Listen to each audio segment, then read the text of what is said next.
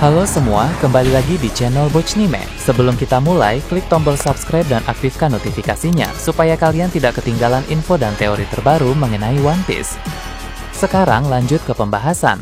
Kali ini Mimin Bochnime melanjutkan scene selanjutnya. Oh ya, sebelum biar terus bisa berinteraksi dengan kalian, subscribe di channel ini ya, dan bantu ramein video Mimin juga. Oke, yuk kita bikin One Piece makin rame lagi. Scenes kembali memperlihatkan perkembangan situasi di dunia matahari Elbaf yang masih kacau akibat ulah dari Im-sama dan Kesatria Suci. Beberapa saat yang lalu, Zoro telah mencoba untuk melancarkan serangan kepada Im-sama dari jarak jauh. Zoro yang masih berada di cabang unik antara dunia bawah dan dunia matahari bisa merasakan aura haki kuat dari Im-sama yang sedang terbang di dunia matahari. Meskipun Zoro tidak bisa melihat Im-sama karena jaraknya yang sangat jauh, tapi Zoro bisa merasakannya dengan Ken Bunshoku Haki. Sehingga Zoro pun bisa mengetahui posisi dari sang musuh itu. Zoro pun mengaliri pedangnya dengan 90% Haoshoku Haki dan 10% Busoshoku Haki. Kemudian dia melancarkan tebasan kuat ke arah Im-sama. Nah, tebasan itu sangat kuat dan sangat padat dengan Haoshoku Haki. Namun karena jaraknya memang sangat jauh, ketika tebasan itu sampai ke tempat Im-sama, efeknya menjadi sangat berkurang, sehingga Im-sama bisa menahannya dengan mudah menggunakan sayapnya. Im-sama pun berkata, rupanya ada seorang pendekar pedang yang lumayan juga di sini. Namun itu tidak akan berpengaruh apa-apa pada hasil akhir pertarungan nanti. Menyoroti lokasi Zoro di tengah cabang unik, dia berkata bahwa serangannya tadi sangat tepat sasaran, tapi rupanya tidak berdampak apa-apa kepada tubuh musuh. Ini pasti karena jaraknya terlalu jauh dan musuh itu memiliki pertahanan yang sangat kuat. Sanji pun berkata, dia juga bisa merasakan musuh itu memiliki kekuatan yang sangat besar, sehingga wajar serangan Zoro barusan tidak berdampak. Tampaknya musuh yang sedang terbang itu adalah sosok yang paling kuat di Elbaf saat ini. Para kru yang mendengar itu pun tidak paham dengan perkataan Zoro dan Sanji. Itu memang wajar, karena Ken Bunshoku Haki milik Goldberg, Roth, dan Stansen tidak sehebat Zoro dan Sanji, sehingga di sana hanya Zoro dan Sanji saja yang bisa merasakan aura Haki Im-sama di kejauhan itu. Beralih ke dunia bawah, Luffy, Loki, dan Gaban juga bisa merasakan serangan yang dilancarkan oleh Zoro tadi. Luffy berkata, itu tadi pasti serangan dari Zoro. Sepertinya Zoro dan Sanji juga sudah menyadari soal sosok kuat yang sedang terbang di dunia matahari itu. Loki berkata, ketika dia pertama kali bertemu dengan Zoro, dia memang bisa merasakan bahwa Zoro adalah orang yang kuat. Sanji juga sama. Loki bisa merasakan bahwa orang itu juga kuat. Namun, perbedaan antara Zoro dan Sanji terletak pada ambisi. Loki bisa merasakan bahwa Zoro memiliki ambisi yang besar. Nah, sedangkan Sanji, ambisi yang dia miliki tidak terlalu bisa dirasakan oleh Loki. Hal itu mungkin disebabkan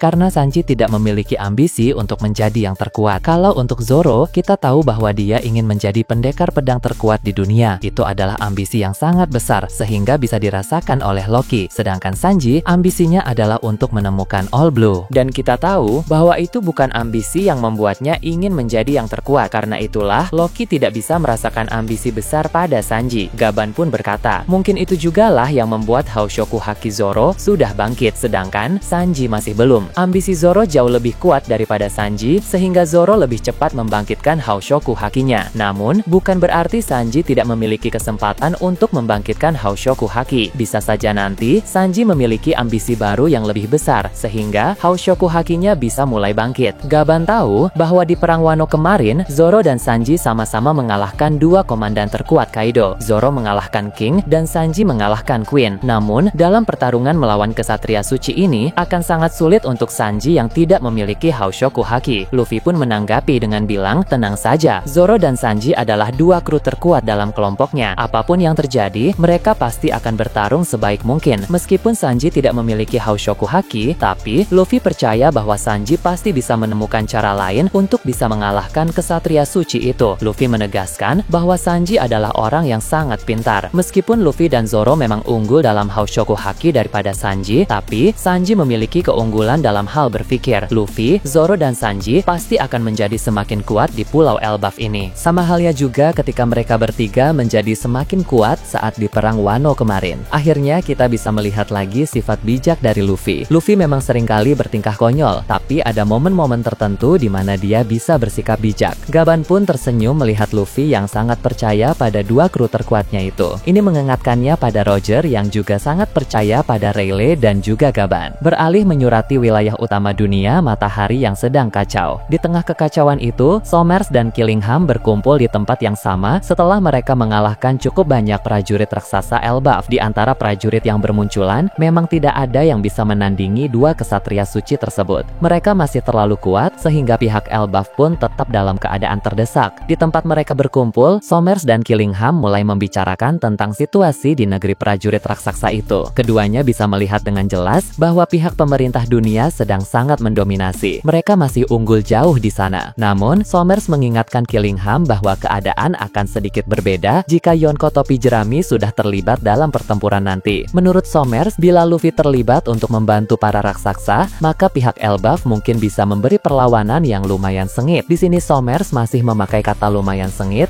karena dia tahu ada Im Sama yang sedang merasuki tubuh Gonko. Jadi, walau para raksasa nanti dibantu oleh seorang Yonko sekalipun, Somers yakin pihak Elbaf tidak akan bisa berbuat banyak. Maka dia menduga bahwa perlawanan yang akan terjadi nanti hanya terbilang lumayan saja. Itu karena memang Somers sangat percaya pada kekuatan besar yang dimiliki oleh Im Sama, sehingga siapapun musuhnya, pihak pemerintah dunia masih akan tetap unggul. Killingham juga setuju dengan Somers. Jika nanti Luffy naik, maka pihak Elbaf akan memberi perlawanan yang sedikit lebih baik. Hal itu akan membuat keadaan menjadi lebih seru dan menantang. Karena sebagai seorang Yonko yang akan membantu para raksasa, Luffy memiliki kekuatan yang tidak bisa diremehkan. Terlebih lagi, dia pun mengonsumsi buah iblis Hito-Hitonomi model Nika yang ditakuti oleh pemerintah dunia. Sebagai kesatria suci, Killingham dan Somers telah sering mendengar tentang cerita sejarah dan kehebatan dari buah iblis legendaris tersebut. Pada abad kekosongan, buah iblis itu dikonsumsi oleh sosok yang dikenal sebagai Joy Boy, salah satu tokoh paling berpengaruh sepanjang sejarah. Potensi yang dimiliki oleh buah iblis tersebut pun benar-benar sangat luar biasa, karena kekuatan sejati dari buah iblis itu adalah kekuatan kebebasan. Dengan begitu, ada berbagai hal besar yang bisa dilakukan oleh penggunanya apabila penggunanya telah berhasil menguasai kekuatan Nika dengan sempurna. Killingham pun bertanya, menurut Somers, kira-kira sudah sejauh mana penguasaan Luffy terhadap kekuatan tersebut? Somers pun menjawab, berhubung Luffy telah mengalahkan Kaido dan lolos dari para Gorosei di Egghead kemarin, maka artinya penguasaan si topi jerami itu terhadap kekuatan Nika sudah cukup bagus. Meski sudah cukup bagus, tapi Somers pun menduga bahwa penguasaan Luffy belum 100%. Killingham lalu menanggapi dengan berkata, semoga saja memang begitu, karena akan merepotkan jika si Yonko topi jerami itu telah mencapai tahap penguasaan sempurna terhadap kekuatan Deo Matahari yang legendaris tersebut. Somers langsung menanggapi dengan bilang, hal itu tidak penting untuk sekarang, karena Im Sama sudah bersama dengan mereka. Jadi, tak peduli sudah sejauh mana Luffy menguasai kekuatan Nika, Somers yakin pada akhirnya nanti tetaplah Im Sama yang akan keluar sebagai pemenang. Setelah itu, Somers dan Killingham pun membicarakan tentang buah iblis yang lain, yang menurut mereka memiliki potensi ancaman hampir setara dengan Hito-Hitonomi model Nika. Buah iblis yang mereka maksud adalah Yami-Yami Nomi milik Kurohige. Mereka juga sudah sering mendengar cerita soal sejarah dan kekuatan dari buah iblis tersebut. Konon pada masa lalu, pengguna dari Yami-Yami Nomi sering menebar teror dengan kekuatan kegelapan itu, sehingga buah iblis tersebut pun benar-benar melegenda dan dicari oleh banyak orang setelah kematian penggunanya dulu. Killingham lalu berkata, dia heran mengapa buah iblis seperti Yami-Yami Nomi dan Hito-Hitonomi model Nika harus jatuh ke tangan orang-orang penyandang D. Somers pun bilang, mau tidak mau harus diakui bahwa peran dari para penyandang D itu memang terbilang sangat besar, sehingga tidak heran buah iblis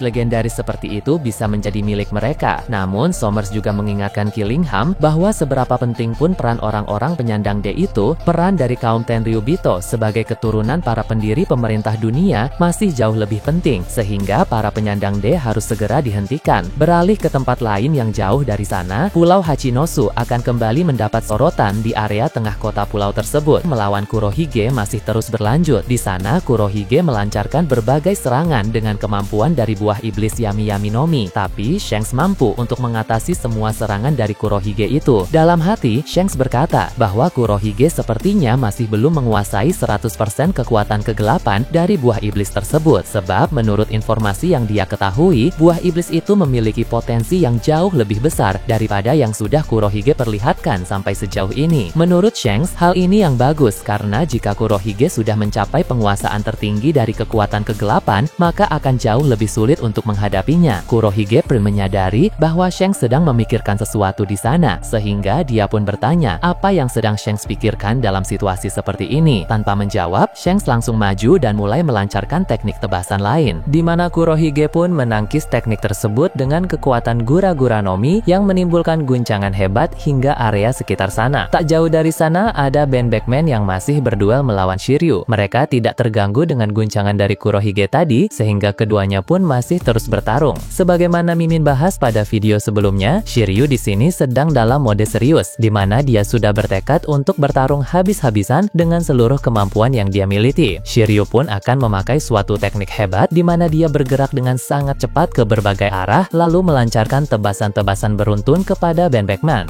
Dalam menangani serangan tersebut, sang wakil kapten bajak laut Akagami itu memfokuskan Ken Bunshoku Haki untuk mengetahui arah serangan dari Shiryu yang bertubi-tubi. Lalu dia juga mengoptimalkan Buso Shoku Haki untuk menangkis setiap serangan tersebut. Sambil bertahan, Ben Beckman pun memahami bahwa teknik Shiryu ini pasti sangat menguras tenaga, sehingga ketika nanti dia sudah selesai menyerang, maka Ben Beckman akan mendapatkan celah untuk membalas serangan itu dengan telak. Jadi yang perlu Ben Beckman lakukan sekarang hanyalah terus bertahan dari serangan itu. Ben memang adalah seorang petarung yang tidak hanya kuat saja, tapi juga cerdas dan juga penuh perhitungan. Dia pintar membaca situasi sehingga dia tahu kapan harus bertahan dan kapan harus menyerang. Dia tidak akan sembarangan dalam mengambil sebuah tindakan. Di area lain ada Dokyu yang telah selesai memberi perawatan sederhana kepada Van Augur karena dia mengalami cedera akibat bertarung melawan Ben Beckman beberapa waktu yang lalu. Dokyu pun bertanya apakah diberi perawatan seperti ini sudah cukup untuk Van Augur atau Van mau mencoba meminum ramuan ajaib yang bisa memberi pemulihan instan dan peningkatan kekuatan yang pesat. Van pun bilang dia tidak akan meminum ramuan itu karena dia tahu ada efek samping yang sangat berbahaya. Jadi mendapat perawatan sederhana saja sudah cukup untuk Van Augur, dan dia juga meminta obat penambah energi biasa untuk dikonsumsi. Walau obat itu tidak memiliki khasiat sehebat ramuan ajaib milik Dokyu, tapi setidaknya obat tersebut tidak memiliki efek samping. Dokyu pun memberikan obat itu sehingga akan langsung diminum oleh Van Augur. Tak lama berselang, Garp muncul di dekat mereka. Tanpa berlama-lama, sang pahlawan angkatan laut itu pun langsung mengangkat puing bangunan yang berukuran sangat besar. Lalu, dia melapisi Buso Shoku Haki kepada bangunan tersebut. Kemudian, dia langsung melemparkannya ke arah Van Augur dan Dokyu. Dokyu pun menjadi terkejut dengan kekuatan fisik Garp yang sangat luar biasa.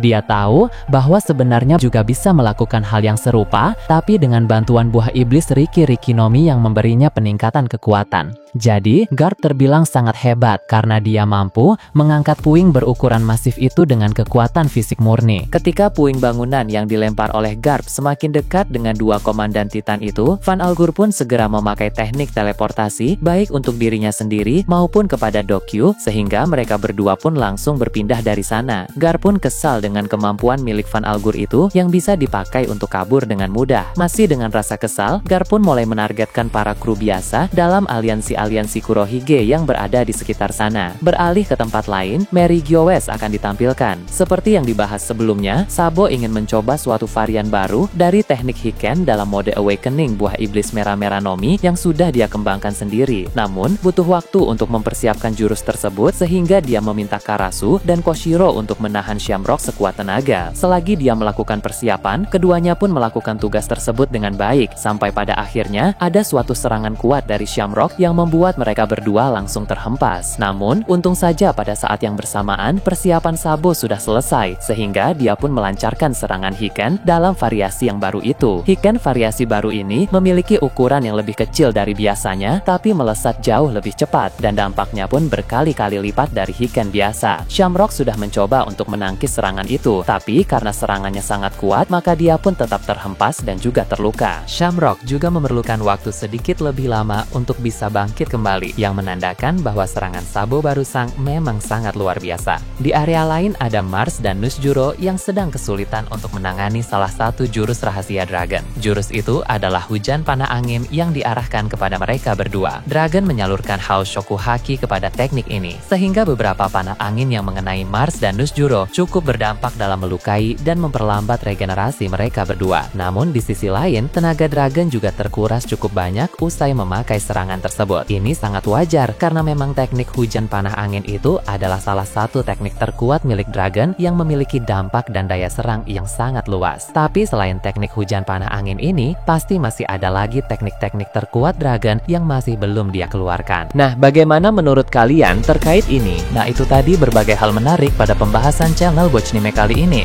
Menurut kalian bagaimana? Silahkan tulis di kolom komentar di bawah. Oke, segitu saja untuk pembahasan kali ini. Jangan lupa like, share, dan subscribe untuk video menarik selanjutnya. Peaceful World!